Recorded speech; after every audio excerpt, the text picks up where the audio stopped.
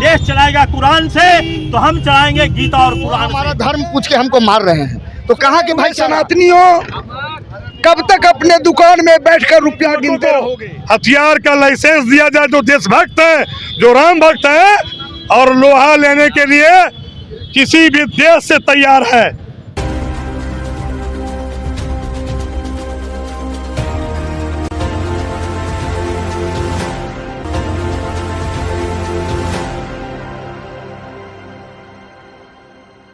नमस्कार, मैं हूं धनंजय वैद्य और आप देख रहे हैं न्यूज ग्लोबल 24 बिहार झारखंड। बंगाल और जम्मू कश्मीर में हुए घटने को लेकर औरंगाबाद में हिंदू संगठन के लोग सड़कों पर उतरे और शांति मार्च के तहत अपना संदेश दिया।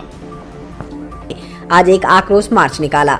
मार्च के माध्यम से औरंगाबाद में रह रहे मुर्शिदाबाद के तमाम मजदूरों को एक सप्ताह के भीतर शहर छोड़कर चले जाने की हिदायत दी गई, अन्यथा जबरन उन्हें भगा दिए जाने की चेतावनी भी दी गई। विरोध जता रहे लोगों का कहना था कि एक ओर बंगाल में हिंदुओं को टारगेट कर उन्हें तंग और तबाह किया जा रहा है, वहीं दूसरी तरफ बांग्लादेशी घुसपैठिए गलत पहचान पत्र के बल पर न सिर्फ यहां ठाठ से रह रहे हैं, बल्कि स्थानीय मजदूरों की जमकर हकमारी भी करते हैं। उन्होंने इसे गलत बताया और प्रशासन से भी इन सबों को यहां से हटाने की मांग की। वहीं पहलगाम में आतंकियों द्वारा कृत हरकतों का घोर विरोध करते हुए मोदी सरकार को एक्शन में कार्रवाई करने की बातें भी हिंदू संगठन के लोगों ने की। आइए हम सीधे सुनाते हैं क्या कुछ कहते हैं देश में चल रहे ज्वलंत दोनों मामलों को लेकर हिंदू संगठन के लोगों ने। हम हिंदुओं का राष्ट्रीय स्लोगन है वासुदेव कुटुंबकम, माने पूरी धरती हमारी भाई बहन, लेकिन वो हमारा धर्म पूछ के हमको मार रहे हैं, तो कहाँ के भाईचारा? और सेकुलरिज्म का जो चादर ओढ़ के बैठे हुए हैं, उनके जबान पे ताला क्यों बंद है? जो कहते हैं हिंदू मुस्लिम भाई भाई, अब कहाँ गए वो भाई? वो हमारा धर्म पूछ कर गोली मारे। समय देते हैं हम आग्रह पूर्वक, जो भी बांग्लादेशी मजदूर भाई, हमंती पूर्वक हमारा औरंगाबाद जिला छोड़ दो।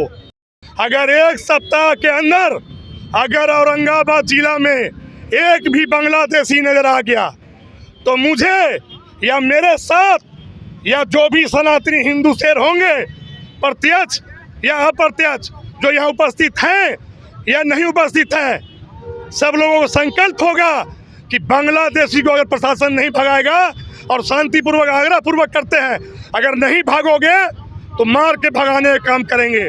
उसके लिए अगर जेल भी जाना होगा तो जेल भी जाएंगे। और आक्रोश सब में है।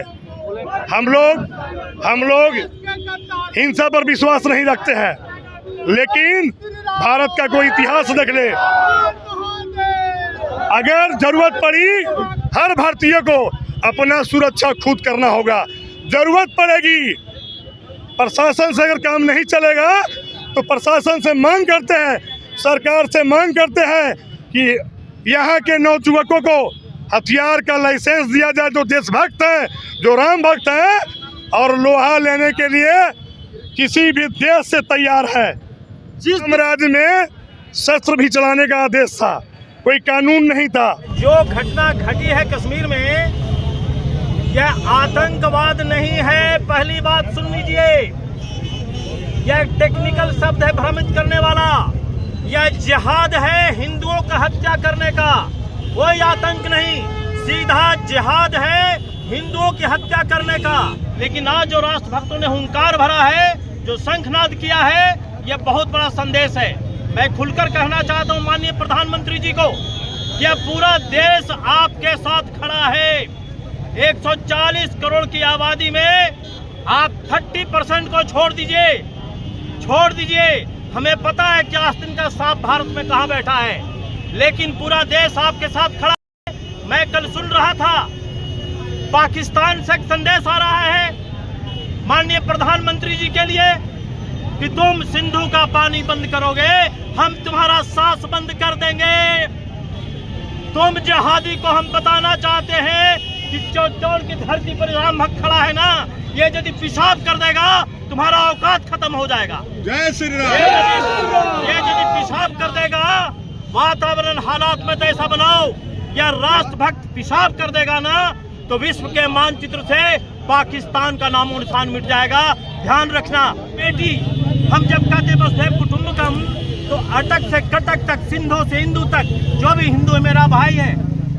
वहाँ जो घटना हुई पहलगांव में, 4 दिन नहीं हुआ था हमारी बिटिया का विवाह हुए, सुहाग के जोड़ा में थी, जिसके हाथ का सुहाग का मेहंदी का रंग नहीं सूखा, सुहाग का वह जो वस्त्र था उसका परित्याग करवा के वैधव जीवन जीने के लिए जिसने बाध्य किया है, इस विषय को भारत का राष्ट्र कतई बर्दाश्त नहीं करेगा। कोई शासन, कोई प्रशासन नहीं। मैं तो पूछना चाहता हूं, यदि एक कलेक्टर कुर्सी पर बैठे हैं तो कलेक्टर के पीछे एक इंसान बैठा है, एक आईपीएस वर्दी पर टैग लगा के बैठता है, वह भी किसी समाज से है। यदि उनके घर का, हमारे घर का, हमारी बिटिया के साथ स्थिति हो जाए, सुहाग सिंदूर बिंदी पर सवाल खड़ा हो जाए, हम विधान की चिंता करेंगे क्या? संविधान की चिंता करेंगे क्या? नहीं करेंगे, बिल्कुल नहीं करेंगे। जो एफआईआर करना हो, जो कानून लगाना हो, हमारी बेटी का सुहाग सिंदूर डाला गया है, हम तब तक नहीं मानेंगे जब तक कि प्रधानमंत्री जी उसका बदला वसूल नहीं होता है, हमारी अग्नि शांत नहीं होगी। हम बेटी का सुहाग का उजड़ता हुआ नहीं देख सकते। और 80% की आबादी, अरे हम तो सहिष्णु लोग हैं, हम कमजोर नहीं थे, हम तो सांप को दूध पिलाने वाले हैं, लेकिन सर्प का मस्तक भी कुचलना जानते हैं। हम नाग पंचमी को सांप को दूध पिलाते हैं तो हम कालिया नाग के मस्तक पर खड़ा होकर उसका मस्तक मर्दन करना भी जानते हैं। हम यदि तुम दोबारा नारा लगाया भारत की धरती पर, यदि भारत इंशाअल्लाह भारत के टुकड़े होंगे, हर घर से अफजल निकलेगा। कौन लोगों ने सपोर्ट किया?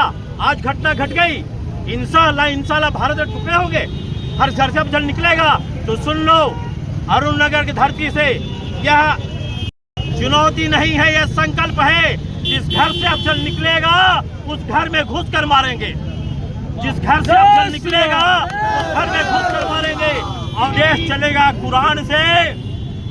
यदि देश चला कुरान से, चलाएगा कुरान से, तो हम चलाएंगे गीता और कुरान से। क्या नाम हुआ? देश चलेगा गीता और कुरान से,